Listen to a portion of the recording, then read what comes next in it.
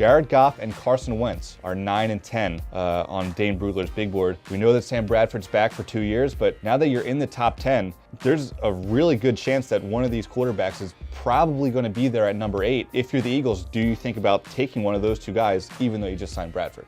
Yes, if you think that this guy's a potential difference maker down the road. That the best thing for the Eagles is you have a guy in Bradford who will step in this season, can lead this team, and maybe he will just absolutely flourish in Doug Pearson and Frank Reich's offense.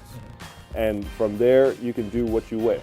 Now, you take one of these guys, whether Goff, Wentz, Paxton Lynch, even if you think that highly of him, and you can sit and allow him to develop. He doesn't have to play day one. That is so key, I think, for what Doug Pearson wants in terms of developing quarterback. Just look at Doug Pearson when he was here in Philadelphia in '99. He was brought here to be the bridge to Donovan McNabb, and when Andy Reid thought that McNabb was finally ready, the Eagles had no chance of making the playoffs that first season in '99, but wanted to get him on the field. They felt the time was right.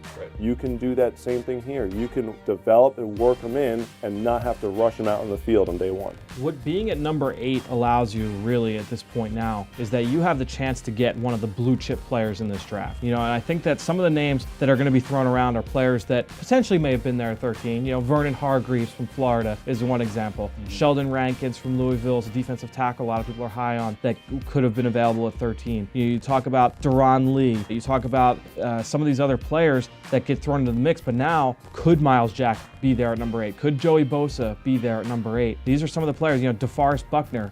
Would a player like that be available at number 8? Now you're starting to talk about some of these blue chip elite level prospects being available when the Eagles select that the Eagles probably wouldn't have been able to have a shot at just a couple hours ago. And Ronnie Stanley, I think, is another really interesting name because in a lot of mocks you see him going around that 11, 12 range, 10, somewhere around there. He's the second best offensive lineman in this draft, and now the Eagles, I think, have a really good shot of landing him if they do indeed look at the offensive line with the first round pick.